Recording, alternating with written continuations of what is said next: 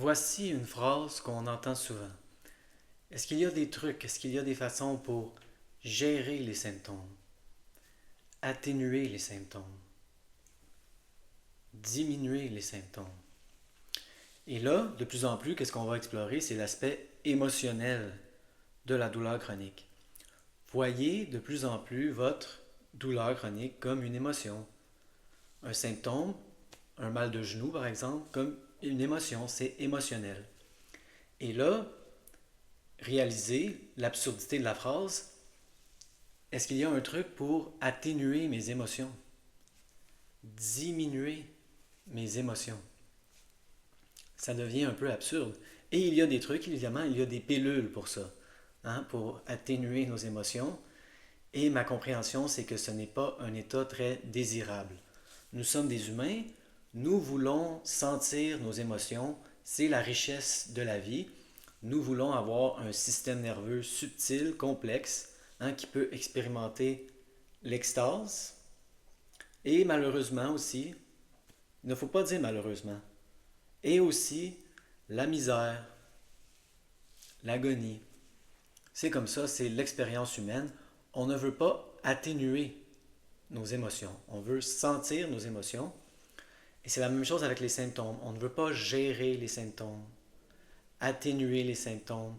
Voyez toujours ça comme des synonymes de contrôle et de résistance. Vous voulez gérer, vous voulez contrôler, vous voulez atténuer, vous voulez résister. Et comme on l'a vu, je vais me répéter. Au début, quand j'ai commencé à faire les vidéos, je me disais, il ne faut pas que je me répète. Hein, les gens vont écouter toutes les vidéos en ordre chronologique, et là, ça va devenir un peu redondant.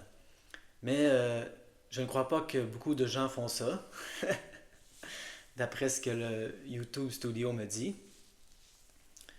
Donc, je vais me répéter parce que j'ai pas l'impression que beaucoup de gens regardent toutes les vidéos en ordre chronologique. Et même si vous les regardiez tous en ordre chronologique, moi, ceux que j'ai écoutés, ils se répétaient souvent et c'est ça qui fonctionnait.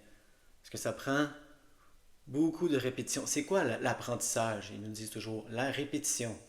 On n'apprend pas avec une seule intervention. Pour apprendre ou pour désapprendre, hein, il faut répétition, répétition, répétition, répétition. Donc, je vais commencer à me répéter peut-être de plus en plus. J'espère que ça ne vous fait pas peur. Pour que ça rentre, pour que le message rentre.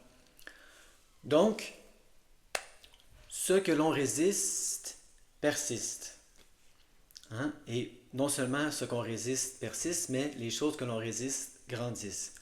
Donc, plus on veut gérer, plus on veut atténuer, plus on veut contrôler les symptômes, plus ça s'accumule. Il faut de plus en plus voir nos symptômes comme des émotions et voir nos symptômes comme des choses qui non seulement doivent être ressenties, des choses qu'on veut ressentir, qui ont besoin d'être ressenties et qui donnent même le sens à notre vie. Il ne faut pas, selon moi, tout de suite vouloir que les émotions négatives deviennent positives. C'est assez, et peut-être même ne pas mettre ces étiquettes sur les émotions. Émotions positives, émotions négatives. La colère, c'est négatif. La joie, c'est positif. Hein, pourquoi mettre ces étiquettes? C'est des sensations. Et lorsqu'on enlève ces étiquettes, ça peut être utile, comme je l'ai dit, de nommer nos émotions. Hein, il y a un temps pour tout, mais ça peut aider aussi ne pas mettre d'étiquette, mais surtout ne pas juger et mettre dans des cadrés comme positif, négatif. C'est là qu'on commence à voir les symptômes comme négatifs. Les symptômes ne sont pas négatifs. Les symptômes sont des choses qu'on a besoin de ressentir. Donc c'est vraiment ça le message du vidéo. Commencez de plus en plus conscient de votre vocabulaire. Gérer, atténuer, diminuer, contrôler, résister. Si vous regardez mes vidéos, récemment, j'ai eu un épisode de douleur, mon premier depuis que j'avais commencé à faire les vidéos. Et j'ai résisté énormément. Je résistais beaucoup. Et c'était intéressant, je ne m'en rappelais plus. J'ai vu à quel point ma résistance contribuait à l'augmentation des symptômes. Alors je comprends que ce n'est pas toujours facile. Et là, plus on est stressé, c'était ma conclusion, c'est ça, je me stressais beaucoup. Plus on est stressé, plus c'est difficile de résister. Donc il faut,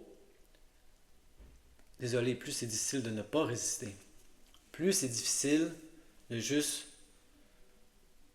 laisser les symptômes passer, couler à travers nous. Bon, j'espère que cette vidéo a été utile. Le message du vidéo, c'est vraiment de ne plus essayer de gérer les symptômes, ne plus essayer de contrôler les symptômes, de plus en plus voir nos symptômes comme nos émotions, comme des choses qui ont besoin d'être ressenties et comme quelque chose qui donne un sens à notre vie. On veut sentir les symptômes, on veut sentir nos émotions, qu'elles soient positives ou négatives, ce n'est pas important. Et mon expérience m'a démontré que une fois qu'on accepte nos émotions, une fois qu'on accepte les symptômes et qu'on commence même à les aimer et qu'on ne résiste plus et qu'ils passent à travers nous, c'est là justement que les symptômes commencent à s'en aller. Donc on commence à se sentir mieux. Et c'est là que, si on veut garder ces étiquettes, nos émotions négatives deviennent de plus en plus positives. Quand on arrête de résister, quand on arrête de contrôler, quand on arrête de gérer. Donc je vous invite de plus en plus à voir vos symptômes comme des émotions et à voir l'absurdité de la phrase « Est-ce qu'il y a des trucs pour atténuer mes émotions ?» J'espère que ça sonne à votre oreille aussi absurde qu'à la mienne. On ne veut pas atténuer nos émotions. Est-ce qu'on veut gérer nos émotions? Je ne crois pas. On veut sentir nos émotions. Sentir les symptômes, sentir nos émotions sans résistance, sans contrôle. Les laisser faire ce qu'elles veulent faire